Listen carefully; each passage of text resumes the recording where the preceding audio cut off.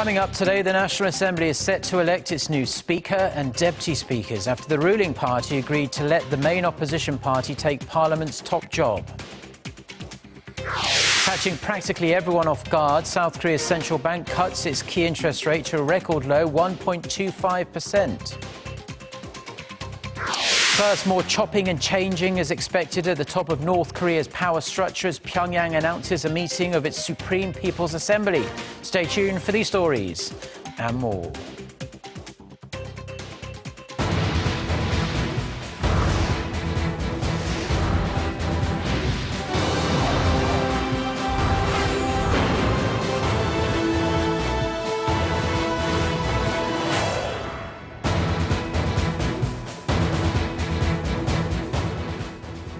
Hello, it's noon on Thursday, the 9th of June. You're tuned in to our midday newscast here on Arirang TV. Thank you for joining us. I'm Mark Broom. We are going to start with domestic politics. Lawmakers at the National Assembly will vote today on a new parliamentary speaker and 2 deputies, following an agreement Wednesday between the rival parties. For more, we have our political correspondent Ji Myung-gil on the line. Myung-gil, give us the latest. Hello, Mark. Well, the 3 main political parties each held meetings this morning to discuss the candidates they will field for the speaker post. Under the agreement reached yesterday, the main opposition Minju Party of Korea will take the prized speaker's post, while the ruling Saenuri Party and the minor opposition People's Party will each take the 2 deputy speaker positions. The full assembly will vote on the candidates in about 2 hours' time. At its party meeting this morning, the Minju Party named 6-term lawmaker Chung Se-gyun to run for speaker. The Saenuri Party is in the process of selecting its candidate for deputy speaker, while the People's Party has named 4-term lawmaker Park Ju-sun as its candidate for the deputy speaker post. Myung-gil, lawmakers will also be naming candidates for the leadership posts of the 18 parliamentary standing committees as well. How's that going? Well, Mark, the 3 parties are scheduled to vote on the chairpersons on Monday. Until then, they will have to sort out who to put up for the positions. The Saenuri Party and the Minju Party will each chair 8 of the 18 committees, while the People's Party will chair 2. The 3 most important committees will be chaired by the Saenuri Party and the Minju Party. As part of yesterday's deal between the parties, the Saenuri Party will chair the Legislation and Judiciary Committee and the Steering Committee, while the Minju Party will chair the Budget Committee. With all the key posts nearly filled, lawmakers will hold an opening ceremony on Monday to signal the start of the 20th National Assembly. Back to you, Mark. Thank you, Myung-gil. Now, in other news, Korea's central bank has slashed its key rate to a record low of 1.25%. It was a surprise cut, ending almost 1 year of a wait-and-see approach of leaving the interest rate steady. Hwang Ji-ae has the details. It was a bolt out of the blue that few were expecting. The Bank of Korea has decided to cut its key rate by 1/4 of a percentage point to an unprecedented low of 1.25%. The surprise cut announced at the bank's monthly monetary policy meeting on Thursday is seen as an attempt to prop up the slumbering economy that has seen its traditional growth engine exports fall sharply for almost a year and a half. Due to plunging outbound shipments, output in the mining and manufacturing sectors also dropped for a second straight month in April. On top of sluggish overseas demand, the government's recent push to complete corporate restructuring in the country's ailing industries like shipping and shipbuilding has also fueled concerns that the drive could further weigh down the economy. The majority of analysts had been betting on the central bank keeping the rate unchanged due to uncertainties abroad, like a possible rate hike by the U.S. Federal Reserve. Maneuvering the rate against the Fed's interest rate plans has prompted fears of massive capital outflows in emerging markets, and Korea is no exception. The central bank's governor Lee Ju-yeol had previously questioned the effectiveness of a rate trim, and it remains uncertain as to whether the lower rate will give a much-needed boost to the economy. Concern over further exacerbating the nation's household debt problem is another thorny issue that the central bank will have to confront now that the rate sits at a historic low. Hwang Ji-ae, Arirang News. Now, China has reportedly told its longtime ally North Korea that it wants a nuclear-free Korean peninsula. This is according to South Korea's top nuclear envoy, who met with his Chinese counterpart in Beijing on Wednesday. The revelation comes a matter of days after the International Atomic Energy Agency warned that North Korea appears to have restarted its main nuclear plant. Park Jong-hong reports. China has made it clear to North Korea that it looks forward to a Korea free from nuclear weapons. South Korea's nuclear envoy to the six-party talks, Kim Hong-gyun, said his Chinese counterpart, Woo Da-wei, relayed that message to North Korea's vice chairman of the Workers' Party, Lee Soo-young, when he made an unexpected visit to China last week. Woo also told Kim that China is committed to fully enforcing UN sanctions against North Korea's nuclear and missile programs, and both sides agreed to continue to work closely to that end. He also voiced China's strong opposition to North Korea's provocations, including future nuclear and missile tests. Chinese media previously reported that President Xi Jinping had told Lee that Beijing is clear and consistent on the issue of the Korean peninsula, but did not confirm whether denuclearization was brought up during their meeting. In the past week, the North Korean delegation's visit had raised speculation that China and North Korea were setting aside the nuclear issue in an effort to mend their strained political ties. Park Jong-hong, Arirang News. Now, staying with North Korea, and the regime there is gearing up for yet another big political gathering. The Supreme People's Assembly will open around a month after the North's once-in-a-generation Workers' Party Congress, and more changes could be afoot. Connie Kim reports. North Korea will be holding its Supreme People's Assembly meeting later this month to carry out follow-up measures to the Workers' Party Congress held in May.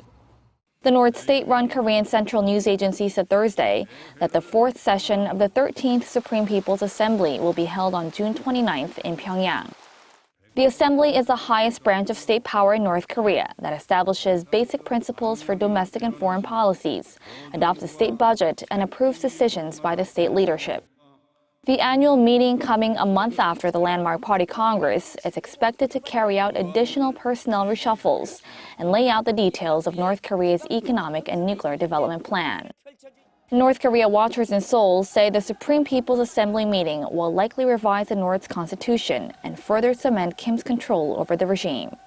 Connie Kim, Arirang News. The government has announced a 5-year plan to boost the cybersecurity sector in consideration of society's growing dependence on information and communications technology. Kim Jeon reports.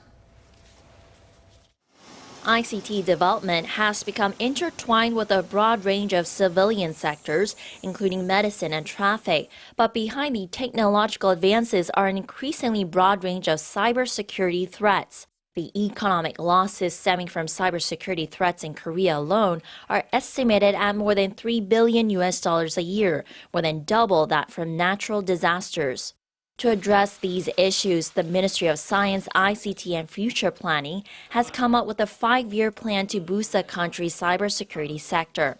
Under its KICT Security 2020 plan, the ministry says it will support industries related to cybersecurity, including the medical, energy, transportation, manufacturing, and home appliance sectors, to build up cybersecurity functions during the product or service development stage.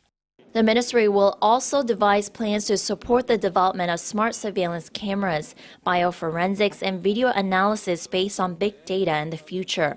In addition, the ministry will help build up a K-Security brand for cybersecurity exports to Tanzania, Oman, Indonesia, and Costa Rica, deemed as strategically important regional gateways.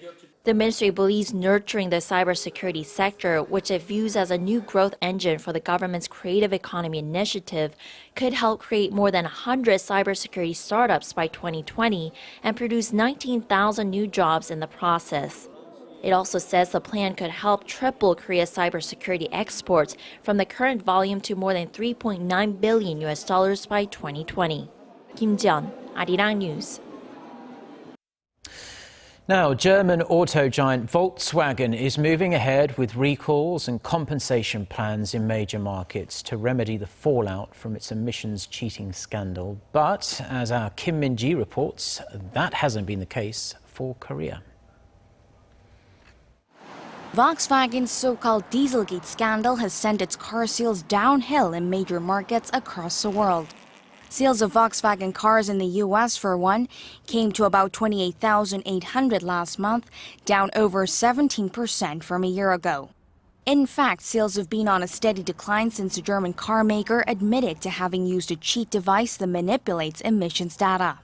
Its accumulated sales in the U.S. were at roughly 125,200 during the January to May period, down 13% from the year before. But it's a different story in Korea. Recent data shows the number of registered Volkswagen cars came to over 2,300 last month, down about 8% from the year before. Although it's still a drop, it's a big improvement in comparison to January and February, when it fell roughly 45% and 25% respectively. Volkswagen Korea also said despite a slump in sales in the first quarter, its image is recovering to pre-scandal levels. Maybe so, but the automaker's recall and compensation plans in Korea have still lagged behind what's being done in other markets. Korea's Environment Ministry has again rejected Volkswagen's plan to recall vehicles in question, as the German car maker did not admit to using a cheat device. Previously, the plans were rejected for lack of information. In Germany, however, Volkswagen received approval from the authorities to go through with its plan to recall more than 800,000 vehicles to fix the emissions rigging software. U.S. authorities have also made progress toward a settlement. Diesel car owners will likely be given the option of having Volkswagen buy back the cars or receive compensation and repairs, although it is unclear how much money that would involve. Kim Min-ji, Arirang News.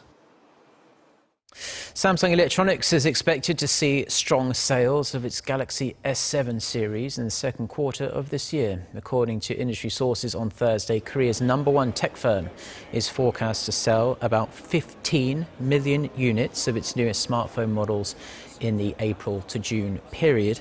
Local securities companies upgraded their second quarter earnings outlook for Samsung, predicting its operating profit to soar to nearly $6.7 billion. Analysts say the profit rate of Samsung's mobile segment is set to rise from 15.8% to over 17% in the second quarter on the back of strong sales of the Galaxy S7 series. 4 people have been killed and at least 9 injured in Tel Aviv after 2 Palestinian gunmen opened fire in a popular market complex in that city. Israeli Prime Minister Benjamin Netanyahu has condemned the attack as a savage crime of murder and terrorism. We're going to take the necessary steps to attack the attackers and to defend those who need to be defended. Officials say the shooters, who are from the same family, had disguised themselves by dressing as ultra-Orthodox Jews. The pair appear in security camera footage posing as customers at a restaurant. They suddenly pulled out submachine guns and began shooting. Media reports say the attackers were disarmed by security forces. One was arrested and the other was shot and has been hospitalized.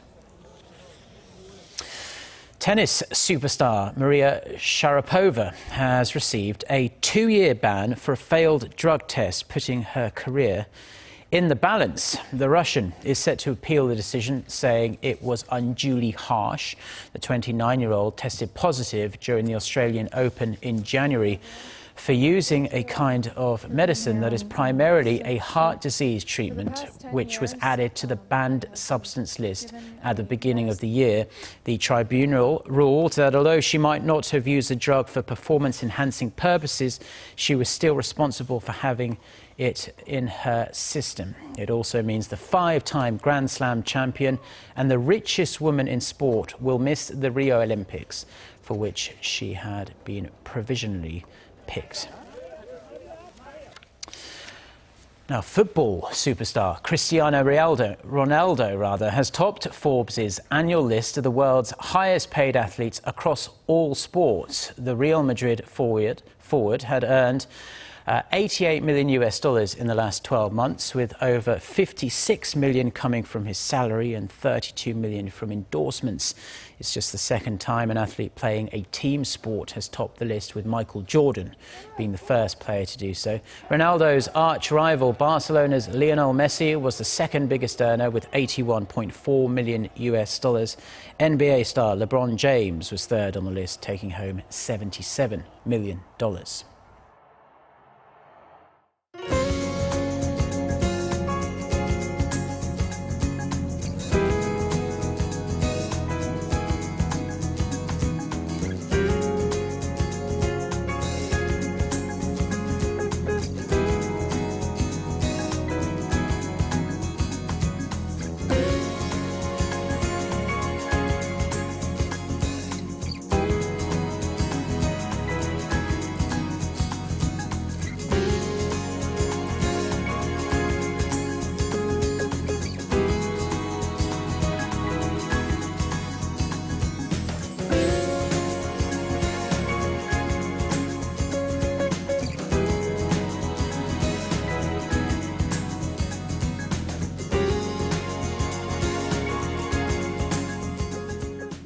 Well, that's all we have for now on this Thursday lunchtime here in Seoul. I'm Mark Broom. Thank you, as always, for watching, and we'll be back throughout the day with more newscasts. Our next scheduled bulletin coming up at 3 p.m. Korea time. So until then, goodbye.